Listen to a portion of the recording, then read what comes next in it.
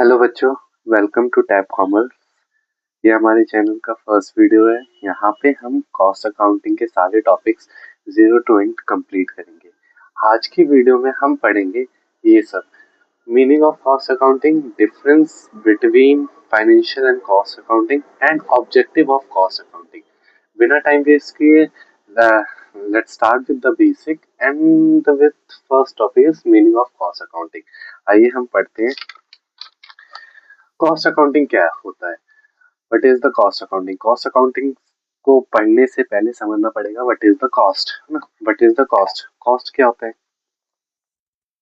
What is the cost? Cost होता है, cost mean that total expenditure, that total total expenditure expenditure incurred incurred incurred to produce a product और service. मतलब total expenditure जो भी लगा एक product और सर्विस को प्रोड्यूस करने में। सपोज हम टी बना लेते हैं, टी को बनाने में कितना खर्चा आया? टोटल 8 रुपए खर्चा आया, है ना। तो ये हो गया टोटल कॉस्ट। इसको बेच दिया हमने 10 रुपए में, ये होता है सेलिंग प्राइस। ये होता है हमारा selling price. Okay, selling price. तो टोटल बनने में कितना खर्चा आया, मीन्स टी को बनने में कितना खर्चा आया, इसमें मिल्क ऐड होगी, है ना, मिल्क ऐड होगा, और यहाँ इसमें गैस ऐड होगी, गैस, इसमें शुगर ऐड होगी, है ना। टोटल बनने में गैस ऐड होगी, मिल्क ऐड होगा और शुगर ऐड होगी, है ना।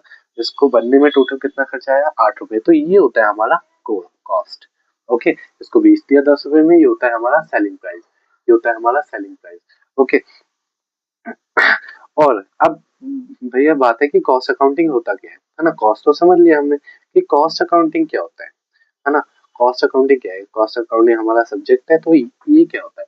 कॉस्ट अकाउंटिंग एक ब्रांच है अकाउंटिंग के। It is a branch of accounting.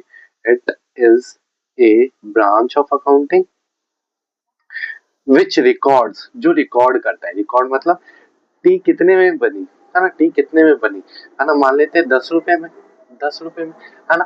First ये रिकॉर्ड करता है। क्या करता है भैया? रिकॉर्ड करता है। ओके भैया, समझ गए, है ना। रिकॉर्ड करता है, फिर देन क्लासिफाई, क्लासिफाई करता है। क्लासिफाई इन द सेंस कि इस 10 रुपए को बनने में, है ना, 5 रुपए कहाँ लगे? मिल्क में लगे, मिल्क में लगे। 2 रुपए गैस में लगे, है ना। 3 रुपए शुगर में लगे। तो क्लासिफाई कर रहे हैं ना, अलग अलग जगह क्लासिफाई कर रहे हैं, एनालाइज कर रहे हैं। रिकॉर्ड हो गया, क्लासिफाई हो गया। अच्छा भैया, अब उसके बाद क्या करता है भैया? समराइज करता है, समराइज करता है, समराइज करता है, समराइज करता है ना। समराइज मतलब इन सबको एक साथ लिखता है ना। मिल्क में कितना लगा, है ना। जैसे हम ट्रायल बैलेंस बनाते थे छोटी क्लासेस में, है ना। 5 रुपए, 2 रुपए, 3 रुपए, है ना, गैस में लगे, ये शुगर में लगे, ये समराइज करता है। और फिर कॉस्ट कंट्रोल करता है। तो कॉस्ट अकाउंटिंग क्या है भैया? Cost accounting it is the branch which records, classify and summarise the cost of the product is called a cost accounting. Okay, हम बेसिक से डेफिनेशन पढ़ लेते हैं भैया। Cost accounting is a branch of accounting that records, classifies, analyzes, and control costs incurred in the production of goods and services. It helps management to know the cost of each product, process, or service and to take effective decision. Okay, I hopefully basic से definition समझ आ गई। आपको समझा भी दिया कि कैसे कैसे करते हैं। हाँ, तो ऐसे ही आपको लिख के आना है अपने एग्जाम में। ओके, अब आपको meaning of cost accounting hopefully आपको समझ आ गया होगा। Let's move to the next topic, है ना, which is difference between financial and cost accounting. अच्छा भैया, हमने फाइनेंशियल अकाउंटिंग तो पढ़ी थी क्लास 12th, क्लास 11th में हमने, है ना, है ना। तो उससे कैसे डिफरेंट है ये कॉस्ट अकाउंटिंग, वो पढ़ेंगे। उससे कैसे डिफरेंट है ये कॉस्ट अकाउंटिंग, है ना। तो पहले पढ़ लेते हैं फाइनेंशियल अकाउंटिंग के ऑब्जेक्टिव्स।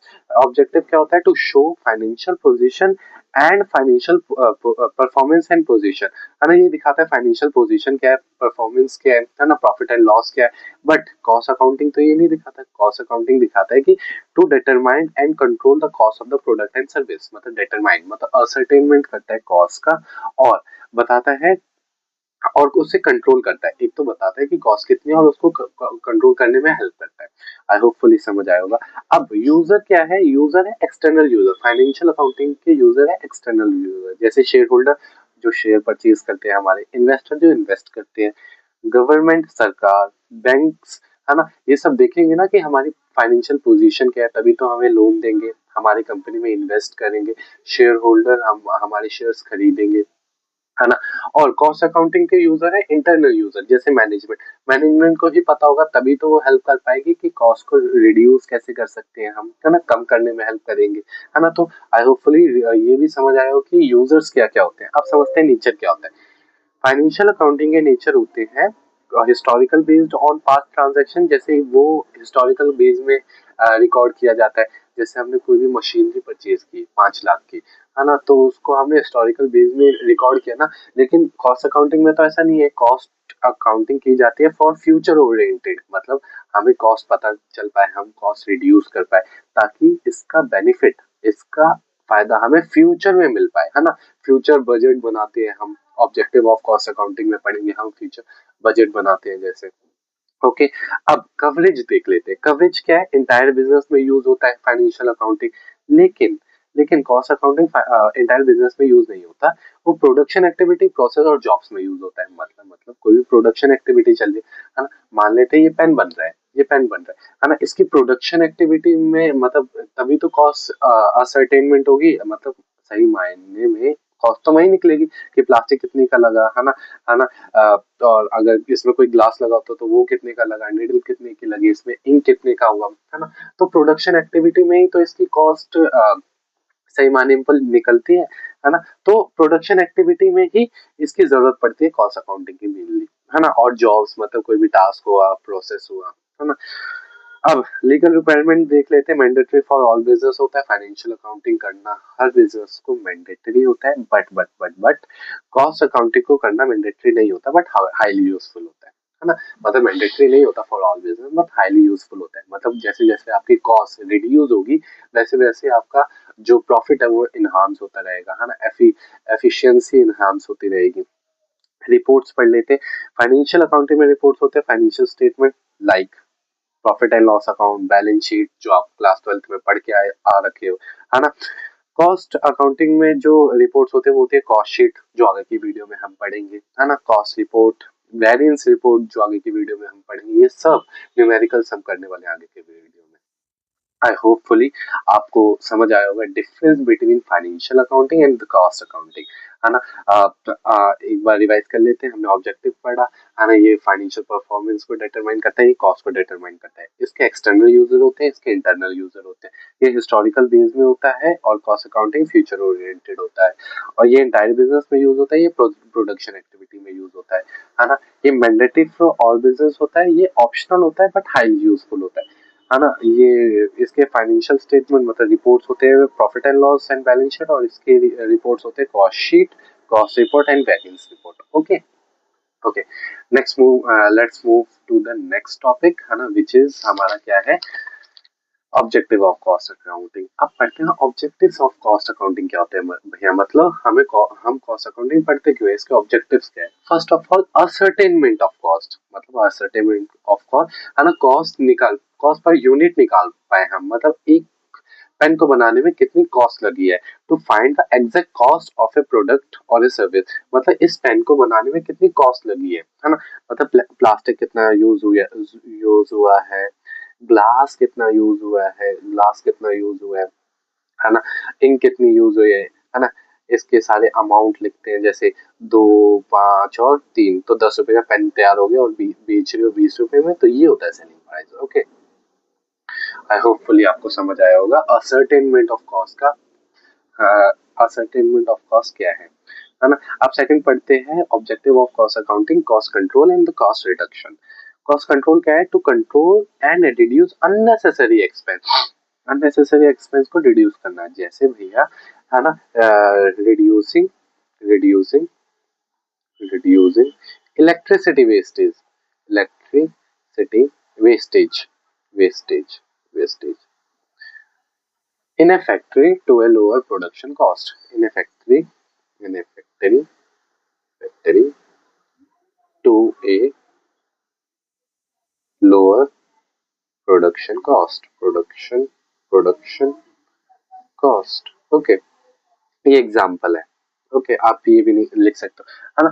अननेसेसरी एक्सपेंस को रिड्यूस करना वही होता है कॉस्ट कंट्रोल। अब कॉस्ट रिडक्शन क्या होता है भैया, कॉस्ट रिडक्शन क्या होता है, to permanently reduce cost without affecting quality. Permanently reduce करना कॉस्ट को, ये तो परमानेंटली नहीं है ना, जब ज्यादा प्रोडक्शन होगा तो इलेक्ट्रिसिटी ज्यादा लगेगी तो कॉस्ट ज्यादा आएगा, है ना, लेकिन परमानेंटली रिड्यूस करना है जैसे through through upgradation upgradation upgradation of technology of technology of technology, है ना, of technology.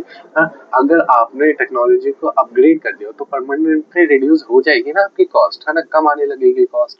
Ji, I hopefully ये दो ऑब्जेक्टिव आपको समझ आएगा। अब पढ़ते हैं फिक्सेशन ऑफ प्राइस, ये भी हमारा ऑब्जेक्टिव है कॉस्ट अकाउंटिंग का। फिक्सेशन मतलब सेलिंग प्राइस को डिसाइड करने में हेल्प करता है, सेलिंग प्राइस को डिसाइड करने में हेल्प करता है। कैसे भैया? To help management decide the correct selling price. मान लेते हैं पेन आपका बना है 8 रुपए में, तो आप इसको 8 रुपए में तो बेचोगे नहीं, है ना, तो इसमें आपका कोई भी प्रॉफिट नहीं होगा, प्रॉफिट नहीं होगा, है ना। 8 रुपए की चीज आप 7 रुपए में तो बेचोगे नहीं, है ना, प्रॉफिट तो नहीं होगा लेकिन लॉस हो जाएगा, है ना, लॉस हो जाएगा, है ना। आप 8 रुपए की चीज बेचोगे 10 रुपए में ताकि आपका प्रॉफिट भी हो, है ना। तो ये हेल्प करता है आपको सेलिंग प्राइस डिसाइड करने में, ठीक है। आई होपफुली आपको समझ आया होगा ऑब्जेक्टिव ऑफ कॉस्ट अकाउंटिंग। एक और ऑब्जेक्टिव पढ़ते हैं,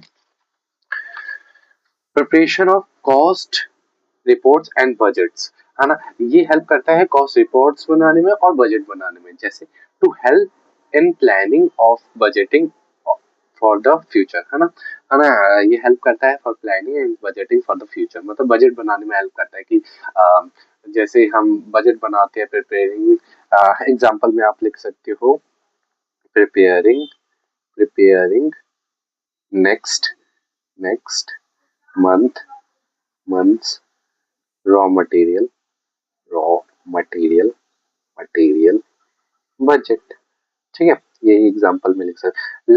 नेक्स्ट मंथ का रॉ मटेरियल का बजट बना रहे हो आप, है ना, उसमें हेल्प करता है, मतलब ओवरऑल फ्यूचर ओरिएंटेड होता है और बजट बनाने में हेल्प करता है ना, ताकि हमें पता चल पाए ना कि कॉस्ट कितनी लग रही है, तो आगे के प्रोजेक्ट में हमारी कॉस्ट कितने की लगेगी, तो हेल्प हो रही है बजट बनाने में, है ना। तो ये सब होते हैं ऑब्जेक्टिव ऑफ कॉस्ट अकाउंटिंग।